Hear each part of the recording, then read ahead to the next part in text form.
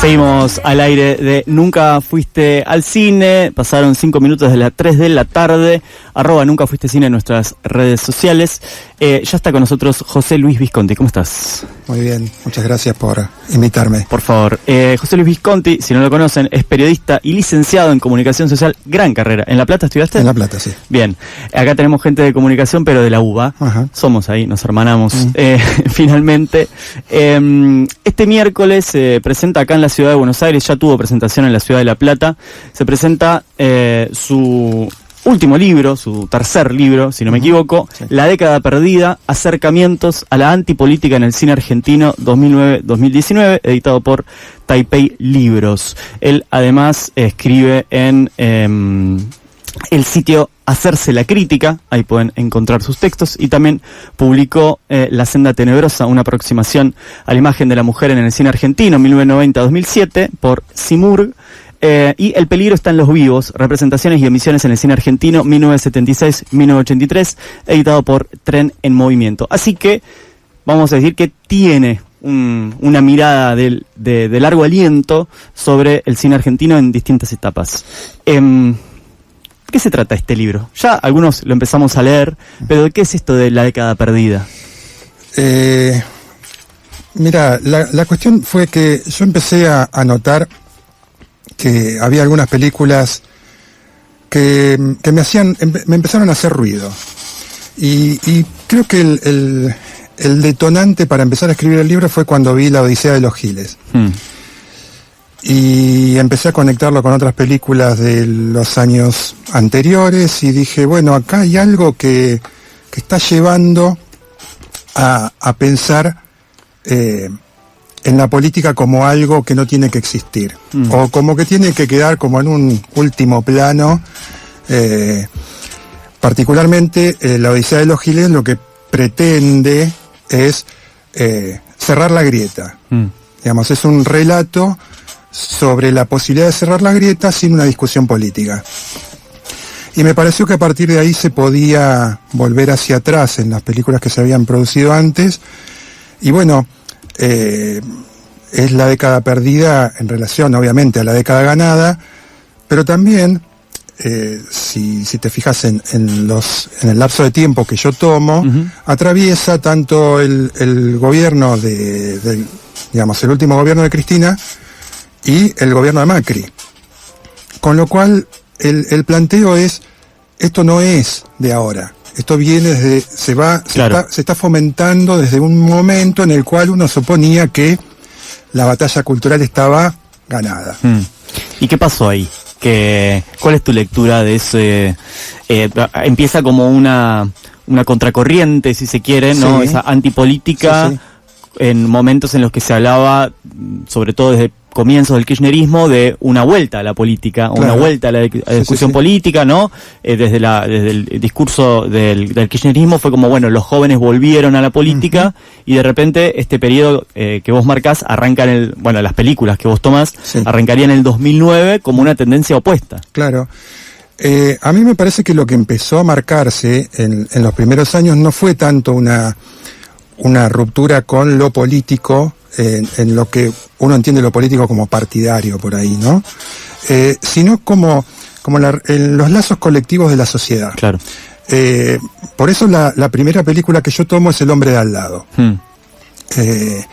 Que además a mí me generó sensaciones encontradas, porque yo en su momento la había visto en el cine y me parecía que tenía algunas cosas interesantes, sobre todo por el personaje de Araoz, era como muy... que rompía con esa idea de la clase dominante, pero claro, después uno empieza, la volví a ver varias veces y cada vez que la veía le encontraba más cosas que me molestaban o que me parecían que no funcionaban en ese sentido, y bueno, yo creo que empezó por ese lado, por una cuestión de plantear la ruptura de ciertos lazos de la sociedad y empezar a plantear un pasaje al individualismo saliendo de lo colectivo. Y me parece que ese tema como que atraviesa una buena parte del libro.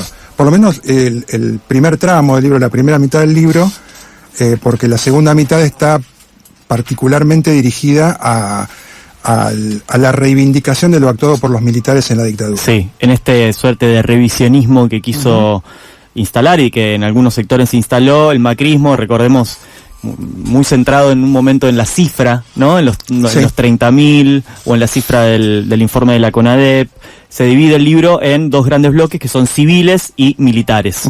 Y ahí a través de eso recorre varias películas. ¿Y cómo...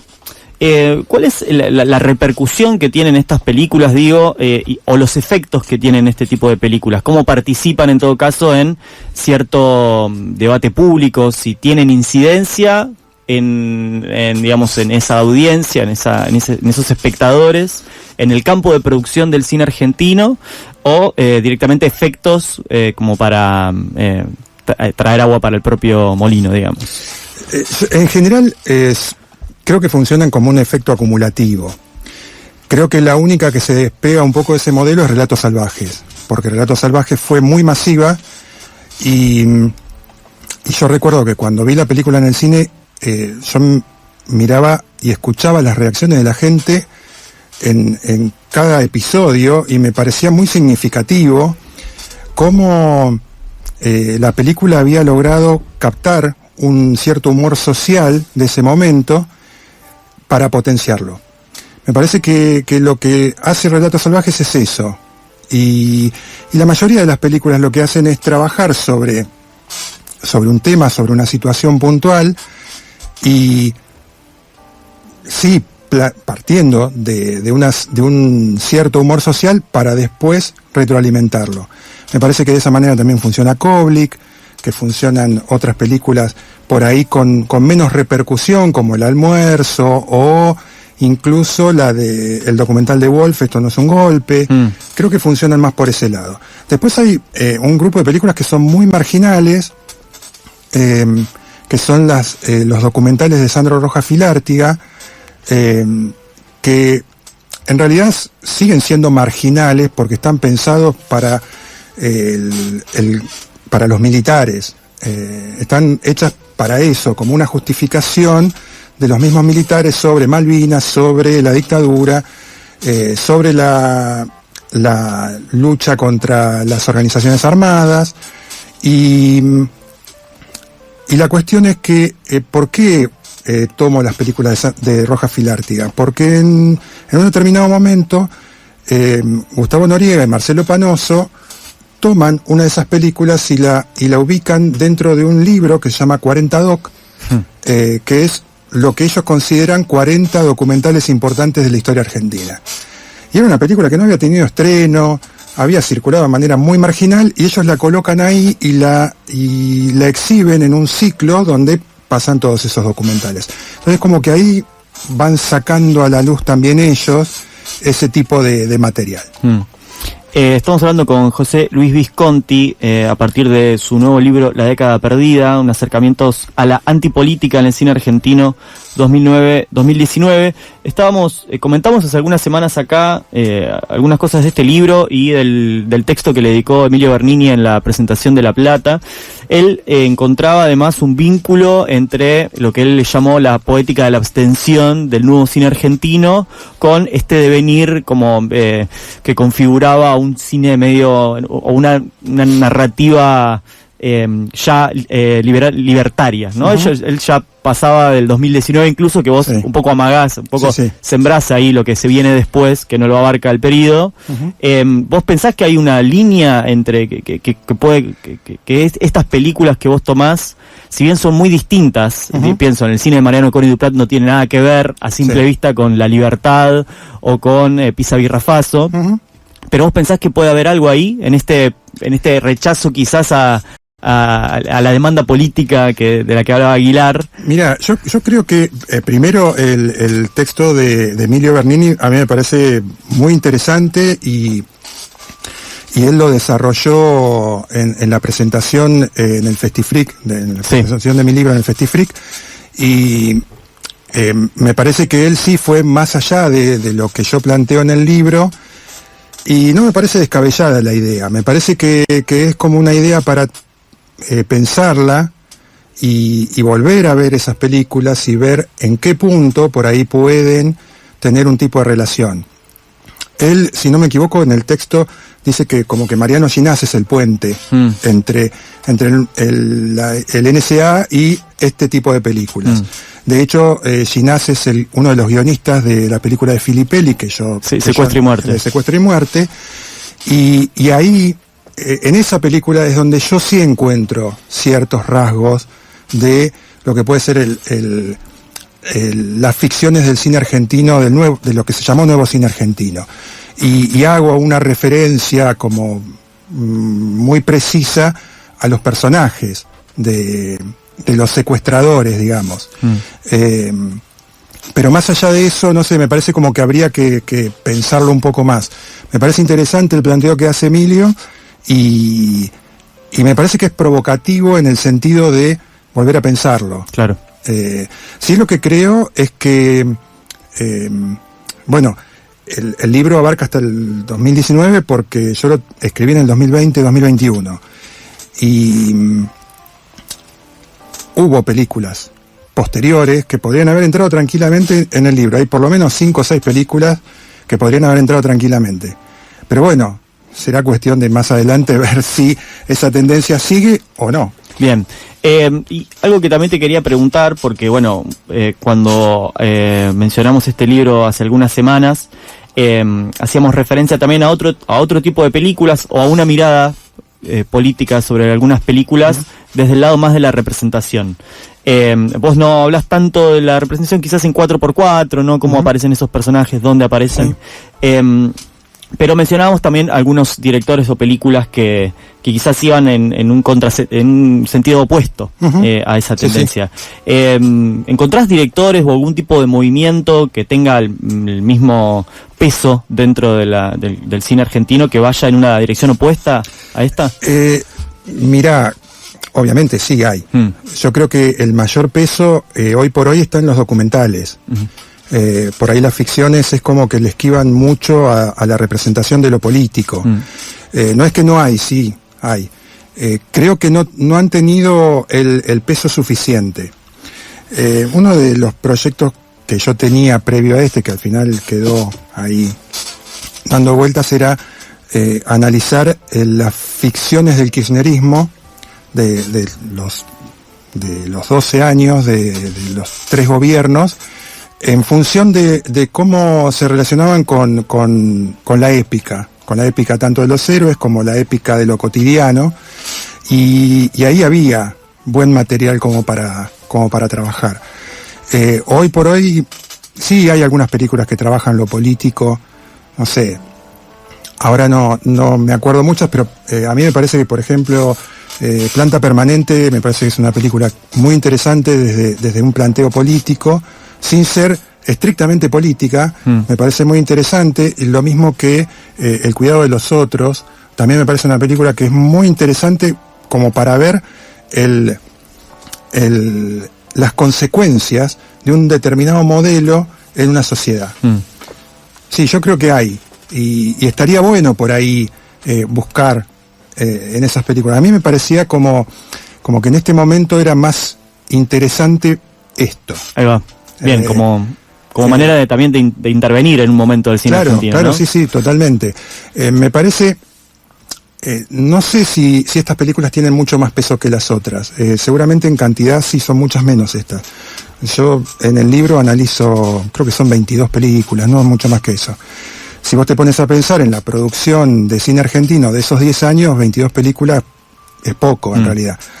Pero a mí me parecen significativas como una forma de trazar una línea posible de cómo ese tipo de argumentos fueron desarrollándose en algunas películas como por debajo, sin que la gente por ahí los tuviera muy en cuenta. En algunas obviamente es mucho más claro. Sí, más deliberado, ¿no? Porque también pasó en los debates o intercambios digitales luego de la presentación y del texto de Emilio de Bernini. Tampoco es que en todos los casos, al menos, se está hablando de una intencionalidad de imponer una línea de pensamiento o de bajar una línea explícita o de imponer un modelo de pensamiento hacia el interior del cine argentino, sino que es, como vos decías, también por acumulación. Claro, yo creo que no es lo mismo, para hablar de Connie Duprat, que son de los que más películas tomo, no es lo mismo 4x4 que El hombre de al lado. Claro. 4x4 es muy explícita en lo que está buscando, y El hombre de al lado como que es más sinuosa en ese sentido. Pero todavía en El hombre de al lado hay como un contrapeso. Sí. Digamos, el personaje de Araoz es un contrapeso del de Spregelburg. En 4x4 no hay contrapeso. Digamos, está todo planteado en función de una idea. Y me parece que ahí está la diferencia. Última, José Luis. Hay en este marco de políticas, de nuevas políticas del Inca, ¿hay posibilidades de un cine libertario, mileísta? Es como un contrasentido, cine libertario, mileísta son como cosas que van chocando, ¿no? Sí. En principio.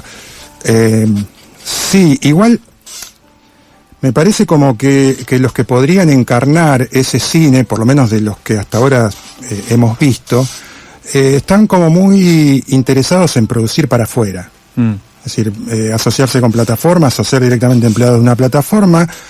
De hecho, Connie Duprat están trabajando para España, más que para Argentina, están haciendo series allá, series y películas.